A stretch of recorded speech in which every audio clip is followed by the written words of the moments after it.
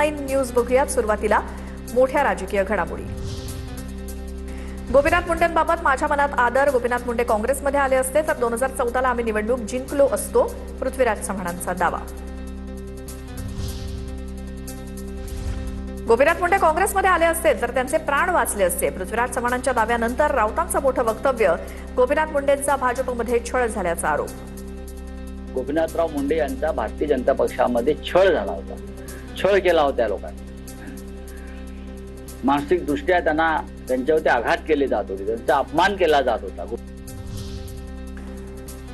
मूर्खांच्या नंदनवनाचे शिरोमणी संजय राऊत. भाजपचे प्रवक्ते नवनाथ बन यांची टीका. संजय राऊत, महाराष्ट्रानं तुमचे राजकीय शिरोमणीपद ओळखलेलं आहे. बन यांची प्रतिक्रिया. जनाब संजय राऊत, तुम्ही मूर्खाच्या नंदनवनामध्ये राहतात आणि हे मूर्खाचं नंदनवन म्हणजे इंडी आघाडी, काँग्रेस आणि उभाटा गट आहे. आणि या मूर्खाचे शिरोमणी कोण आहेत तर जनाब संजय राऊत तुम्ही आहात. लोकसभा विरोधी पक्षनेते राहुल गांधींना वादग्रस्त टिप्पणी केल्याच्या तक्रारीनंतर लोकसभा सचिवालयाची नोटीस. पेपरफुटी विधेयकावरती चर्चा करताना राहुल गांधींनी नरेंद्र मोदींबाबत वादग्रस्त टिप्पणी केल्याचा आरोप. 28 ऑगस्टपर्यंत उत्तर मागितलं. इडियट म्हटल्यामुळे नोटीस पाठवणारं सरकारच मूर्ख. राहुल गांधींना पाठवलेल्या नोटिशीवरनं संजय राऊतांची टीका. तर संपूर्ण कॅबिनेटला इडियट म्हणत राऊतांकडनं आव्हान.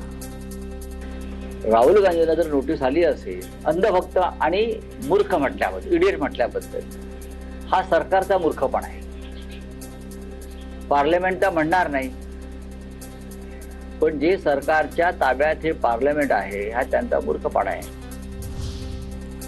मतांसाठी काँग्रेस वंदे मातरमला विसरलं. थोडी तरी लाज शिल्लक असल्यास काँग्रेसनं देशाची माफी मागावी. काँग्रेसच्या मुख्यालयात मोठं पाप झालं. अमित शहांची टीका. कांग्रेसियों को शर्म आनी चाहिए और जरा भी शर्म बची है तो 2 हाथ जोड़कर बंकिम बाबू की अमर आत्मा से और देश की जनता से माफी मांगनी चाहिए. काँग्रेसच्या मुख्यालयात संपूर्ण वंदे मातरम गायल्यामुळे सोनिया गांधी नाराज असल्याच्या चर्चा. यावर टीका होण्याचं काही कारण नाही. वंदे मातरम गीताची स्मृती घेऊन आम्हाला पुढे जायचंय. खासदार सुनील तटकरेंची प्रतिक्रिया. टीका होण्याचं काही कारण नाही, कारण वंदे मातरम या गीताबद्दल लोकसभेमध्ये नुकतंच एक विधेयक त्या ठिकाणी पास करण्यात आलेलं आहे आणि आजही देशाची गौरवशाली वाटचाल करत असतानाच ती स्फूर्ती घेऊन आम्हाला पुढे चालायचं आहे. सोलापुरात प्रणिती शिंदेच्या कार्यक्रमात संपूर्ण वंदे मातरम न म्हटल्यामुळे नवा वाद होण्याची शक्यता. काँग्रेसच्या खासदार प्रणिती शिंदे यांच्या नेतृत्वाखाली स्वातंत्र्य दिनानिमित्तानं जेनझींसोबत सामूहिक राष्ट्रगीताचा कार्यक्रम आयोजित करण्यात आला होता. नागपूरच्या रामटेकमध्ये काँग्रेस विरोधात भाजप युवा मोर्चाचं आंदोलन. वंदे मातरम गीत अवमानाच्या निषेधार्थ भाजप युवा मोर्चा आक्रमक.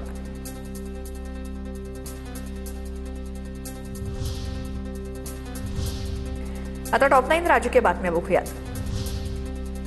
मंत्री बावनकुळे आणि शिरसाठांनी मराठा समाजावरती अन्याय केलाय. 52 लाख कुणबी प्रमाणपत्र मुद्दामपणे दिली नाहीत. मनोज जरांगेंचा आरोप. दुसऱ्या नेत्यांना खुश करण्यासाठी आमच्याकडे येऊ नका, जरांगेंचा इशारा.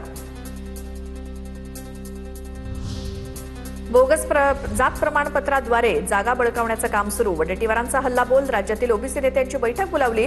बैठकीत चर्चा करून पुढील रणनीती ठरवू, वडेट्टीवारांनी स्पष्ट केलं.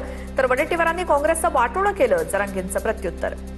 तिच्या नेत्यांची बैठक बोलवली आहे लवकरच आणि हा काही आमचेच कार्यकर्ते, आमचेच ओबीसी लढण्यासाठी तरुण कार्यकर्ता आहे. चर्चा करून पुढची रणनीती काय ठरवायची ते ठरवू. सिंहस्थ कुंभपर्व पुस्तिकेवरती गिरीश महाजनांचा पालकमंत्री म्हणून उल्लेख. सिंहस्थ कुंभमेळ्याच्या पार्श्वभूमीवर सिंहस्थ कुंभपर्व पुस्तिकेचं अनावरण. पंतप्रधान, मुख्यमंत्री आणि उपमुख्यमंत्र्यांचा महाजनांचा फोटो. फोटोच्या खाली महाजनांचा पालकमंत्री आणि कुंभपर्व मंत्री असा उल्लेख. सिंहस्थ कुंभपर्व पुस्तिकेवरील आशयाबाबत काही कल्पना नाही, भुजबळांची प्रतिक्रिया. दरम्यान नाशिकच्या पालकमंत्र्यांची अजून नियुक्ती झालेली नाही, भुजबळांकडनं स्पष्ट. मला काही कल्पना नाही, मी तर पाहिलं नाहीये, पण हे खरं आहे की पालकमंत्र्याची नाशिकची अजून नियुक्ती झालेली नाही. भाजपच्या नेत्यांनी कुंभमेळ्याच्या कंत्राटातून पैसे खाल्ले. रोहित पवारांचा गंभीर आरोप. पैसे खाल्ल्याचं आम्ही लवकरच सिद्ध करू, असं देखील वक्तव्य. पवित्र अयोध्या भूमीमध्ये आपण बघितलं, पण त्याच्यापेक्षा कितीतरी पट पैसा हा या महाकुंभ जो नाशिकला होत आहे तिथं भाजपच्या नेत्यांनी खाल्लाय. हे आम्ही येत्या काळामध्ये सिद्धच करू. आजपासून कुणी मुंब्रा म्हणायचं नाही, हिंदू मुंब्रा देवीच म्हणणार. मुंब्र्यातल्या कावड यात्रेमध्ये नितेश राणेंचं विधान, तर अहमदाबादचं नाव बदललं का? वडेट्टीवारांचा राणेंना सवाल.